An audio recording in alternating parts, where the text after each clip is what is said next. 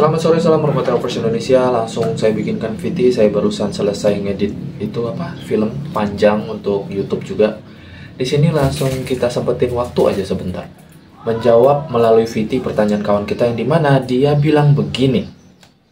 Ada cara nggak sih bang biar merpati bahan piyik itu biar cepet tinggi stabil? Karena menurut di luar sana, entah menurut kawannya itu ada cara yang khusus biar si piyik yang kita latih ini cepet tinggi stabil. Bener atau enggak silahkan di kolom komentar, curhat masing-masing tentang pengalamannya. Semoga bermanfaat curhatan kita sore ini.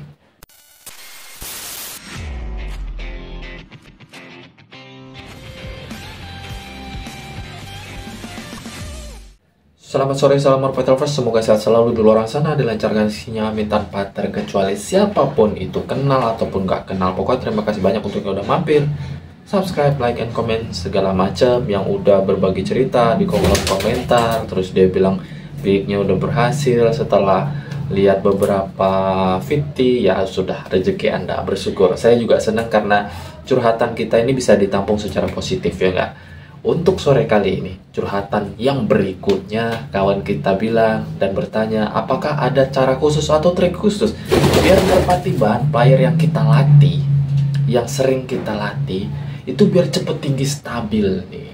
Ada nggak sih cara khususnya? Langsung saya jawab di sini, bang.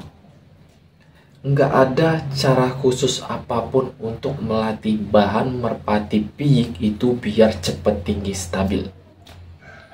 Nggak peduli mereka yang sudah berpengalaman puluhan tahun, belasan tahun, tahunan ngelatih piyik. Nggak ada, astagfirullahaladzim, nggak ada cara khusus biar merpati piyik itu cepet tinggi stabil. Lah, tapi menurut kawan gua ada bang, katanya. Ya, nggak tahu, itu menurut pendapat dia. Intinya nggak ada cara khusus. Karena apa? Di sini yang kita bahas pertama. Kalau memang ada cara khusus, dan bukan satu orang aja yang tahu cara khusus atau trik khusus tersebut biar merpati bahannya tetap tinggi stabil. Yang pasti bang, semua merpati bahan yang rata-rata di kolongan itu nggak ada yang landing, nggak ada yang ngegerobok, nggak ada yang bonceng. Nggak ada kendalanya seperti itu kalau memang ada trik khususnya.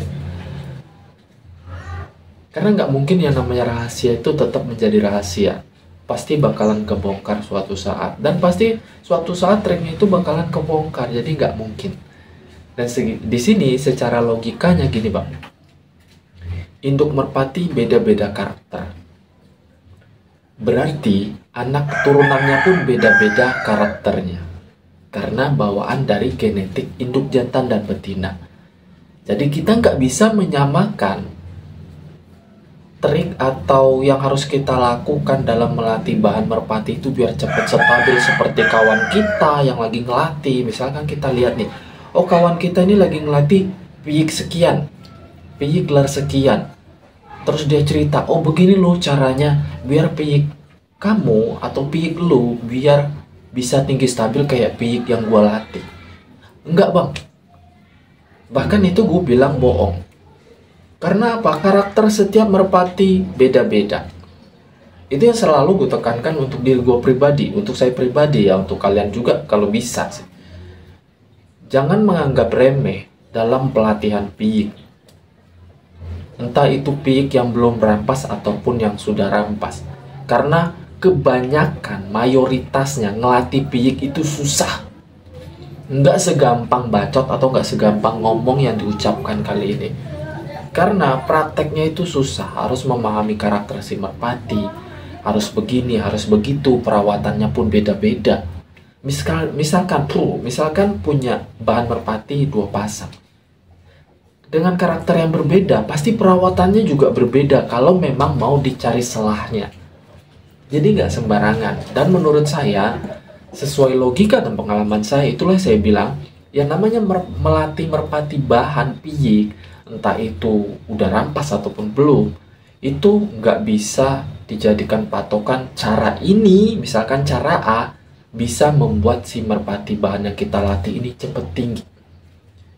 Yang benar itu, yang pertama, konsisten dalam pelatihan. Ingat, konsisten dalam pelatihan, konsisten dalam perawatan sehari-hari seperti pakan dan vitamin. Sistem perawatan penjemuran juga penting.